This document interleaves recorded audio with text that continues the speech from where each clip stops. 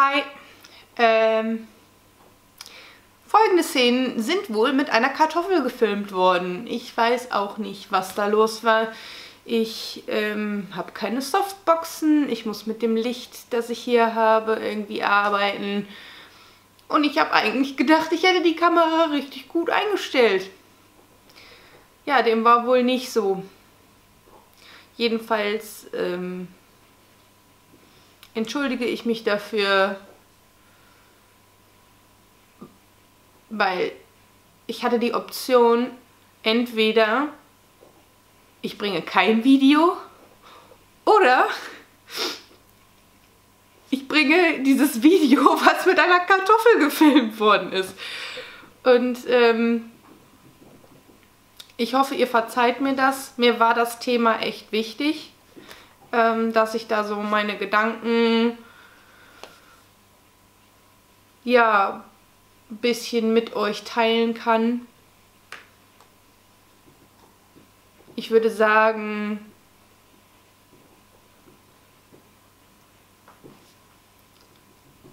viel Spaß beim Kartoffel-Content. Wie nennt man sowas denn, wenn man unabsichtlich total unscharf ist?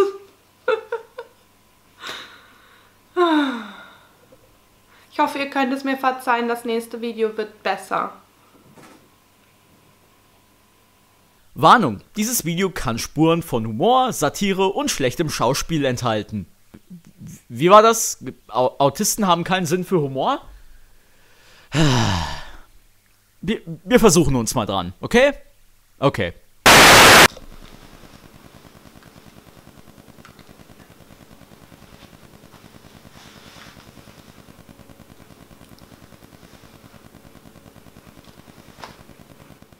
Sag mal, wie kommst du eigentlich darauf, zu behaupten, Autismus wäre eine Weiterentwicklung des Menschen? Schon ziemlich komisch. Weil ich es kann? Nein, aber jetzt mal im Ernst. Ich habe schon echt so meine Gründe, wenn ich sowas in den Raum werfe. Lass mich dir das mal erklären. Ach komm, hör doch auf! Denkst du, du bist was Besseres als ich? Oder wie siehst du das? Ganz schön. Also das wäre mir neu. So ein überzogenes Selbstbild kann man eigentlich gar nicht sein. Also ich gehe eigentlich nur davon aus, dass ich einfach nur anders bin. Nicht wesentlich besser und nicht wesentlich schlechter. Aber jetzt lass mich doch einfach mal meinen Standpunkt erklären, Mensch. Kein Grund, sich so aufzuregen. Geh lieber wieder in dein kleines, dunkles Kämmerchen und kümmere dich um deine Technik und fühl dich als was Besonderes. Ganz ehrlich, ich gehe jetzt mehr Klischee mit meinen Freunden ins Kino. Was denkst du dir eigentlich? Also wenn man nichts mehr zu sagen hat, dann zieht man sich einfach irgendwas an den Haaren herbei. Jetzt reicht's. Ach, egal. Wir fangen jetzt einfach mal an.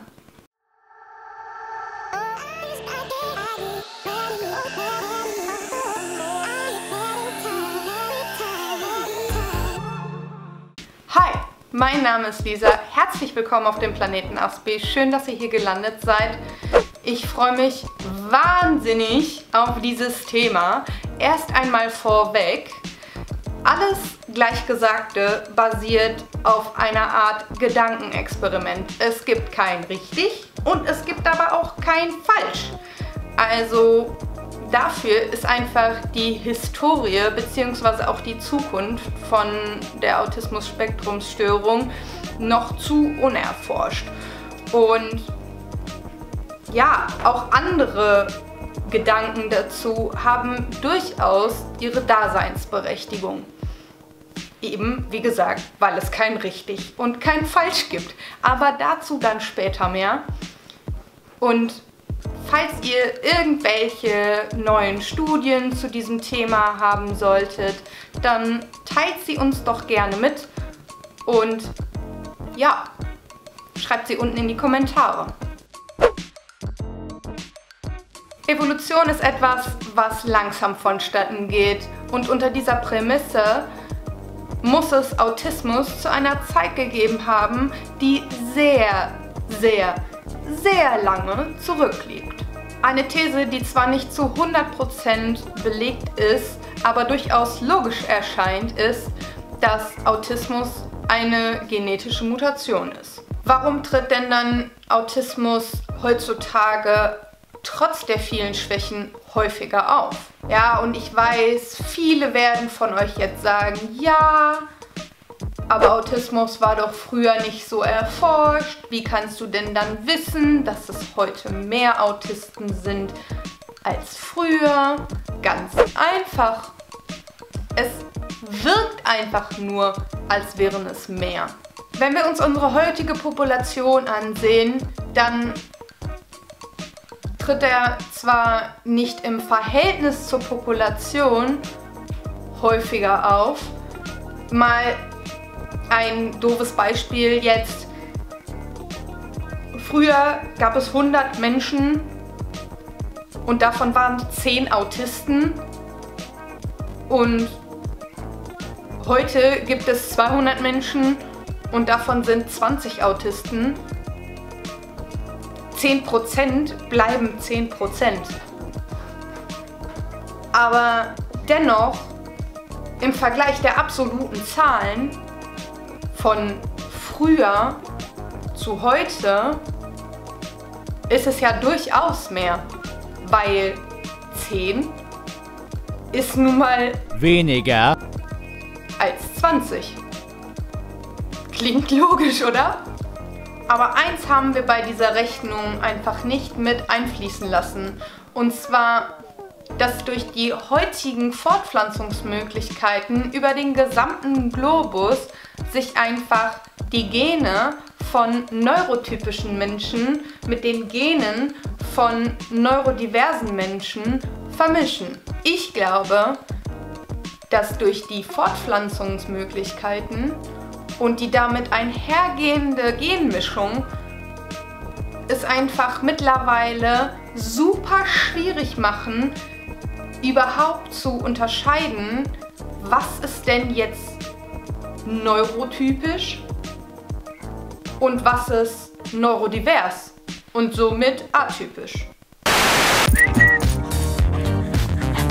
Die Grenzen zwischen AT und NT sind mittlerweile meiner Meinung nach echt fließend, sodass selbst jeder NT, wenn auch nur zum kleinstmöglichen Teil, autistische Züge hat. Dies würde bedeuten, dass Autismus bzw. autistische Züge nicht nur von einem bestimmten Gen abhängig sind, sondern von mehreren. Sodass angenommen werden könnte, dass je mehr Gene mutiert sind, desto höher ist die Wahrscheinlichkeit auf Autismus. Überspitzt könnte man dann also in Frage stellen, was eigentlich Kommunikationsschwierigkeiten, ausgeprägte Interessen oder sogar Panikattacken sind. Und annehmen, dass Gene sich mit psychischen sowie physischen Erfahrungen vermischen und somit die autismus-typischen Merkmale kenntlich machen können, selbst beim sogenannten NT. Ich weiß, steile These, aber wahrscheinlich mit ein Fünkchen Wahrheit.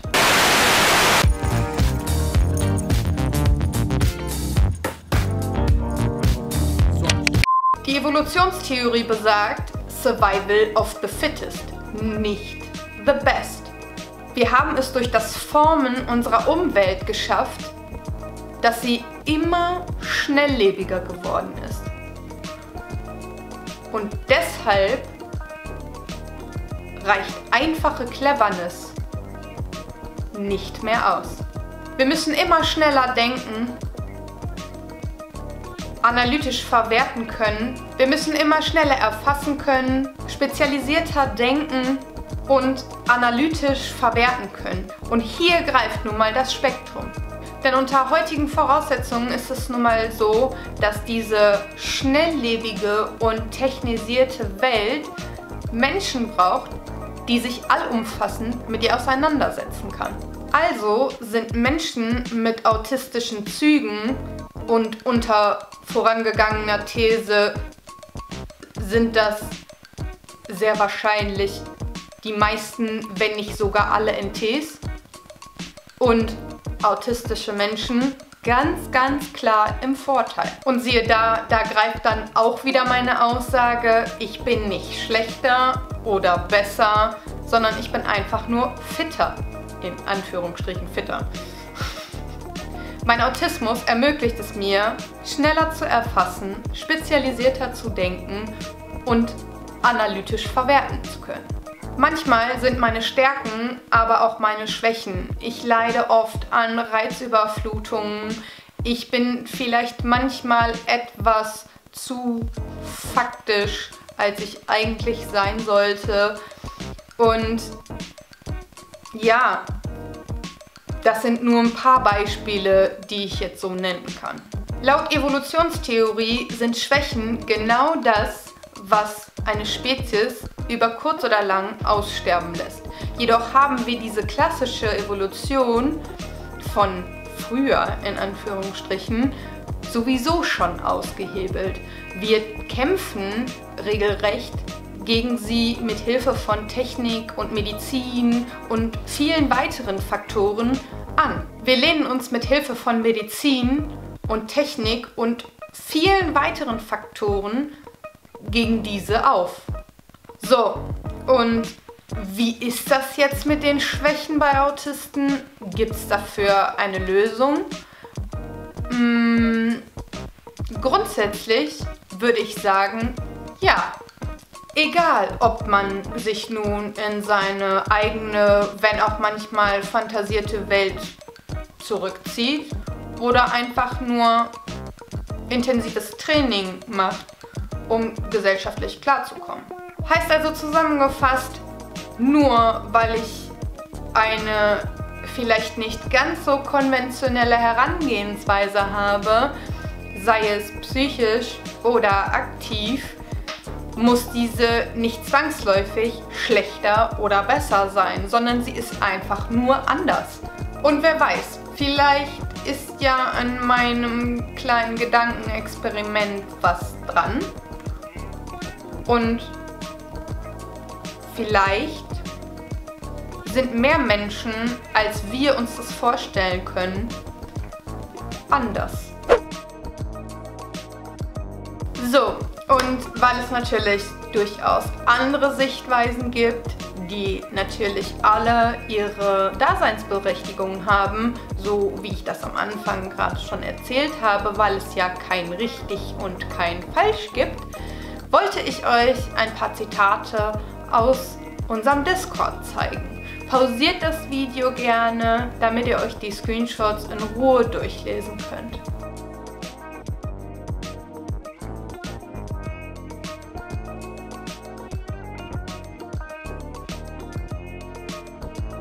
So, ich habe zwar noch viel mehr im Kopf rumschwirren, aber das soll es für heute gewesen sein.